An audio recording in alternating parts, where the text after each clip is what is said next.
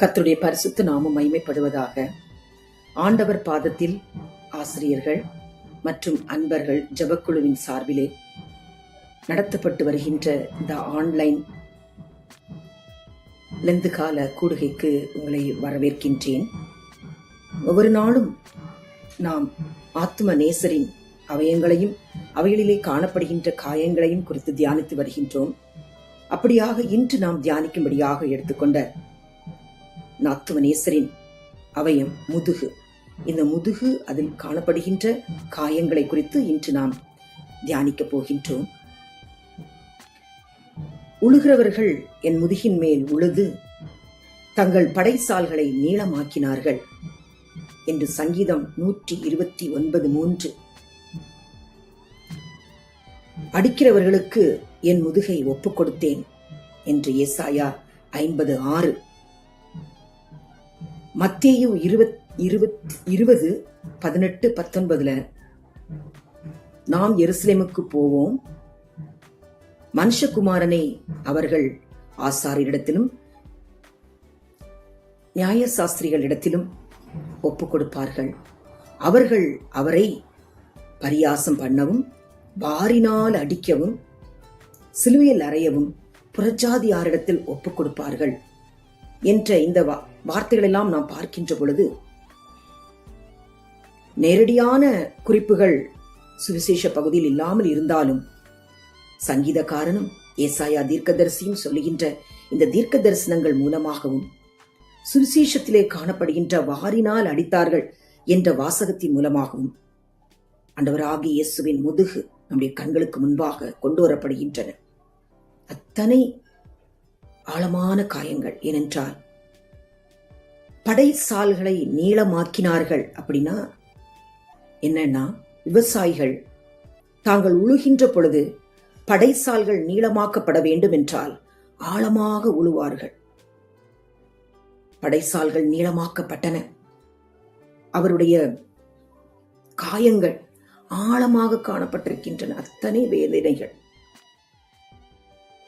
அடித்தவர்கள் இரட்சகருடைய முதுகின் பக்கமாக நின்று தான் அடிக்கின்றவன் யாரென்றும், எத்தனை முறை அடிக்கின்றோம், எதை கொண்டு அடிக்கின்றோம், எவ்வளவு நேரம் அடிக்கின்றோம் என்று இரட்சகர் உணரக்கூடாது என்பதற்காகவே அவருடைய முதுகை பதம் பார்த்திருக்கின்றார்கள். ஒரு இடமில்லாமல் அடித்திருக்கின்றார்கள்.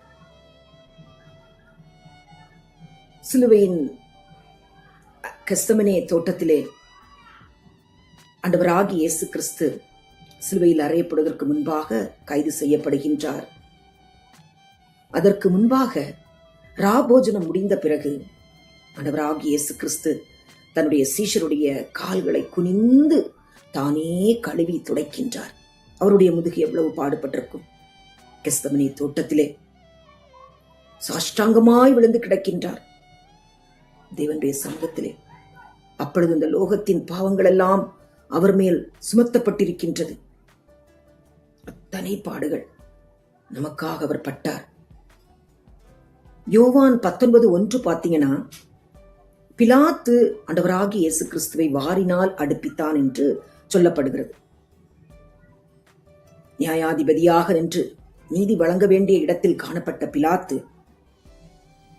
ஆண்டவராகிய இயேசுவினிடத்திலே எந்த குறையும் குற்றமும் இல்லை என்று தண்ணினால் கையை கழுவின பிலாத்து வாரினால் அடித்திருக்கின்றான். எதற்காக? யூதர்களை பிரியப்படுத்த.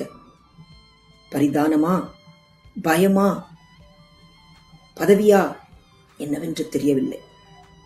யூதர்கள் தாங்கள் அடித்தால் 40 அடிக்கு மேலாக அடிக்கக்கூடாது என்ற நிலை இருந்தபடினால் ஆண்டவராகிய இயேசு கிறிஸ்துவை ரோமரின் மிலாற்றினால் அடிப்பதற்கு ஒப்புக் கொடுத்தார்கள். இதை பிலாத்து அறியாதவராக காணப்பட்டிருந்தார். இப்படியாக இத்தனை பாடுகள், அடிகள், இவைகளெல்லாம் பட்டது எதற்காக? மாம்சத்துக்கு செத்து நீதிக்கு பிழைத்து இருக்கும்படியாக. நாம் நம்முடைய மாம்சத்தின் காரியங்களுக்கு செத்து கர்த்தருடைய நீதியில நிலை நிற்கும்படியாக அவர் எல்லா அந்த மாம்சத்தின் காரியங்களை தன்னுடைய மாம்சத்திலே சுமந்து கொண்டு சிலுவையின் மேல் வெற்றி சிறந்தார். நாம் அந்த தண்டனையிலிருந்து தப்பித்துக் கொள்ள வேண்டும் என்பதற்காக. அப்படி என்றால் என்ன? அத்தனை அடிபடுவதற்கு காரணம் நாமாகவே காணப்படுகிறோம். நம்மிலே காணப்படுகின்ற சூது, வைராக்கியம், பொறாமை, அவிசுவாசம், கீழ்ப்படியாமை போன்ற காரியங்கள் அவரை நாம் வாரினால் அடிப்பதற்கு ஒப்பாக்கப்படுகின்றன. நாம் இந்த லெந்து நாட்களிலே ஒரு டிசிஷன் எடுக்க வேண்டும். என்னது? நான் இப்படிப்பட்ட மாம்சத்தின் காரியங்கள், அவிசுவாசம், கீழ்ப்படியாமை, சூது, பெருமை, பொறாமை, பொய் சொல்லுவது போன்ற காரியங்களினால் என் ஆத்தும நேசரின் முதுகில் நான் இனி அடிக்க மாட்டேன் என்று ஒரு பிரதிக்கினை எடுத்து இந்த நாளில் கர்த்தருடைய சமூகத்திலே நம்மை ஒப்புக் கொடுப்போம். பரிசுத்த ஆவியானவர் துணை கொண்டு இந்த மாம்சத்தின் காரியங்களை வெல்லுவதற்கு அவருடைய ஆட்சிக்கு நம்மை முற்றிலுமாக அர்ப்பணிப்போம். கர்த்தர் தாம் இந்த வார்த்தைகளை ஆசீர்வதிப்பாராக. ஆமேன்.